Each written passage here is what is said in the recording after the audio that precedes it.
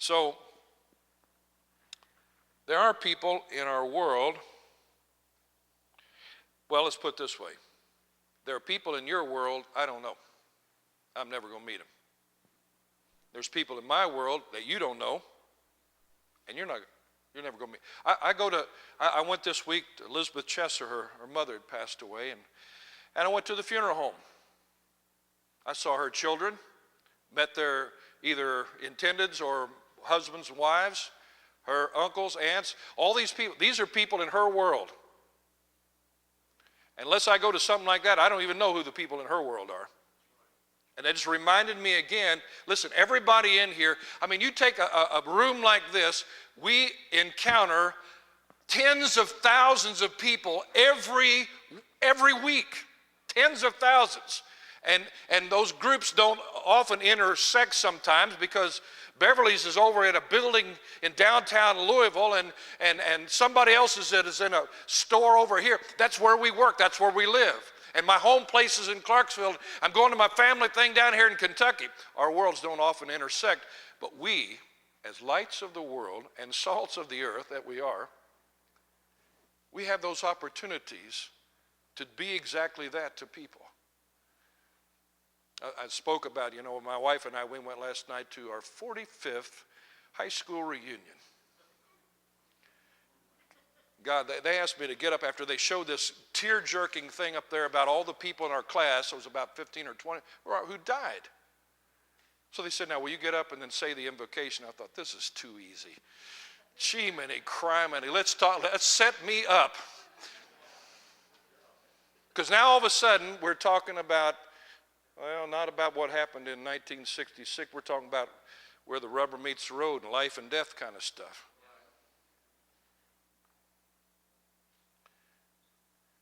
And we intersected with some people last night that we hadn't intersected with. It's funny because once I shared my faith, people came up and said, I just want you to know, you probably won't believe this, I got saved.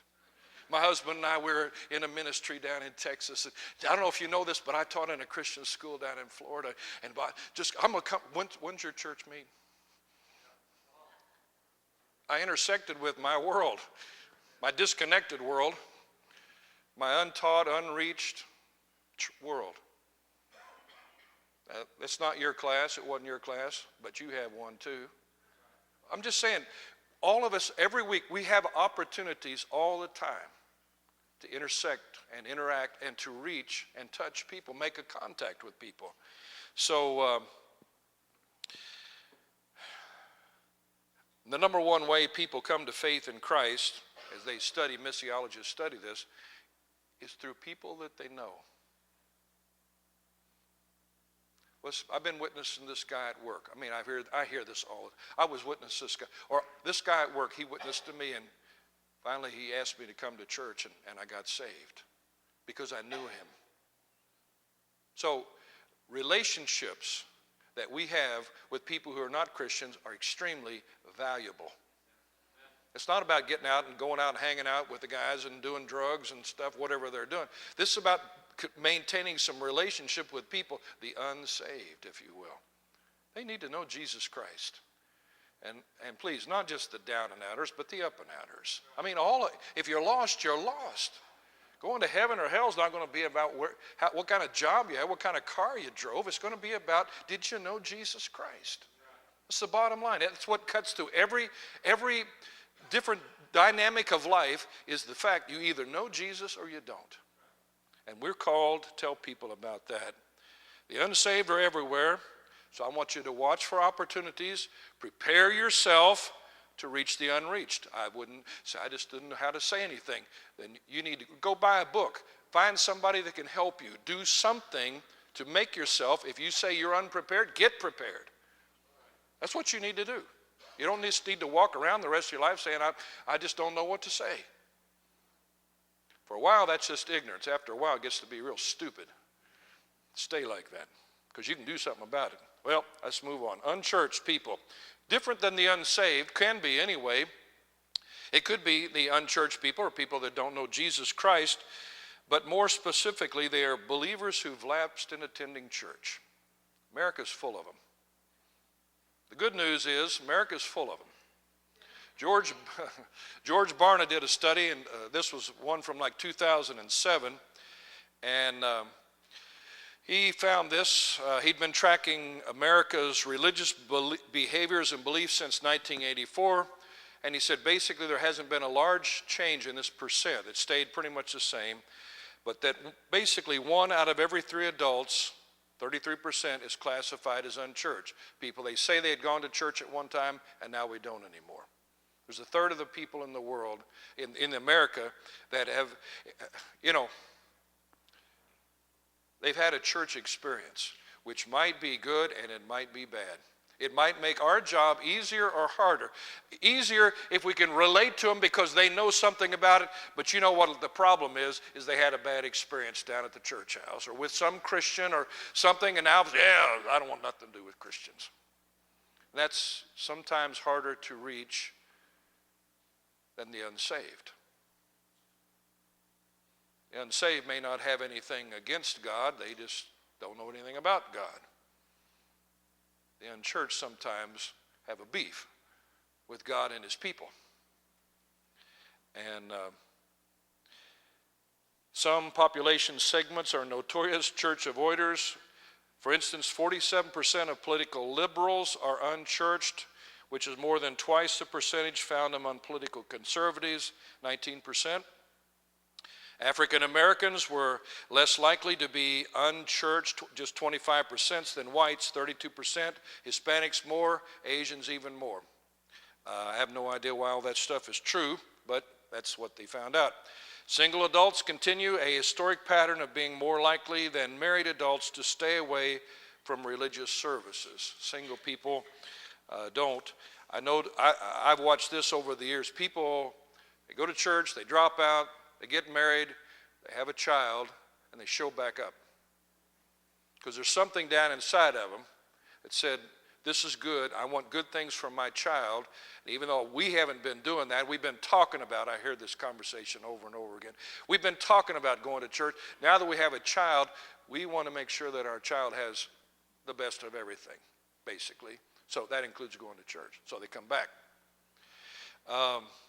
Residents of the West and the Northeast, the coast people, remain the most church resistant, while those in the South are the least prone to avoid religious services. The point is, an estimated 73 million adults are presently unchurched in the United States of America. So if you were in a business and you said, well, I got a product and I'm trying to sell that product, do you think there's many people out there that would want to buy this? I'm telling you, it's loaded out there. There are a lot of unchurched people out there, right in our neighborhoods and where we live.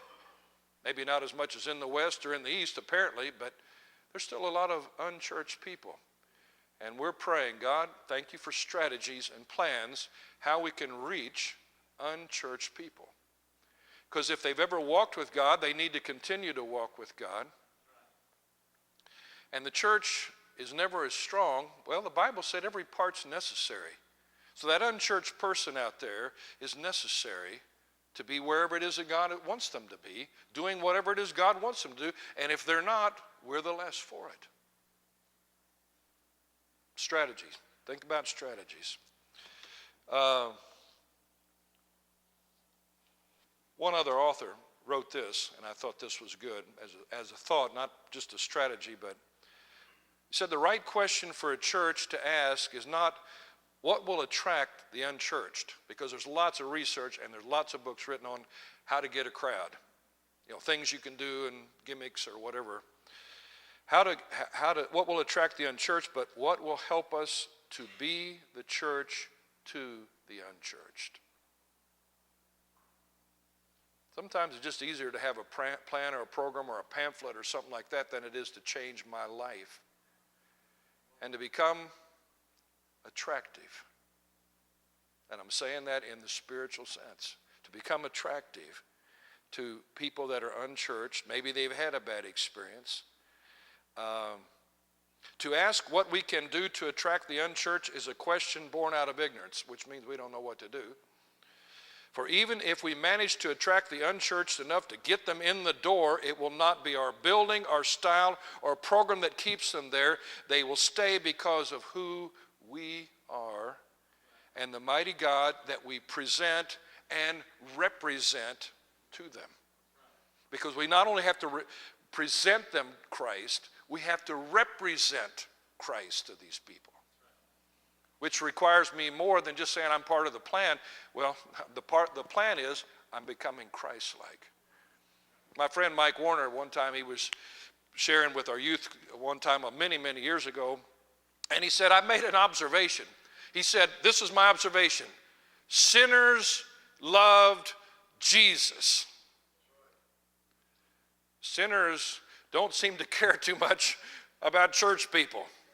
Conclusion, church people don't look enough like Jesus. I mean, what else could come out of that? Used to sing a song, let the beauty of Jesus be seen in me. And if he is altogether lovely and beautiful, that's what I'm talking about, an attraction. That God, we would be that kind of people. You've been around those people. You can't, I mean, you don't want to leave them. I mean, they're just like, because they got the Spirit of God on their life or something. And it's either going to scare the what out of you or you want more. It's an attraction that is there. It's the power of God. It has not to do so much with my abilities or my actual physical looks or anything. It has to do with the beauty of Jesus that's in my life that I'm letting come out. I'm letting people see that Jesus. And so we're going to reach the unsaved and we want to reach the unchurched.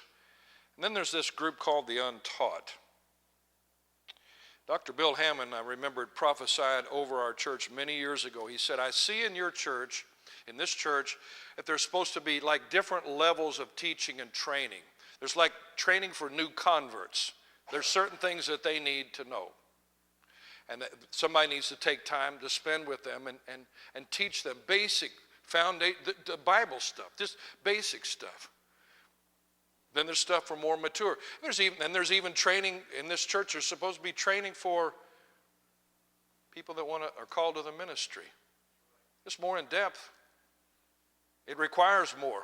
You have to do homework. You have to work at it harder. You don't just come and sit at church and say, oh, church's over, let's go home. No, this requires of something. I really want to learn something. I want to gain something here out of this that I'm going to be able to use.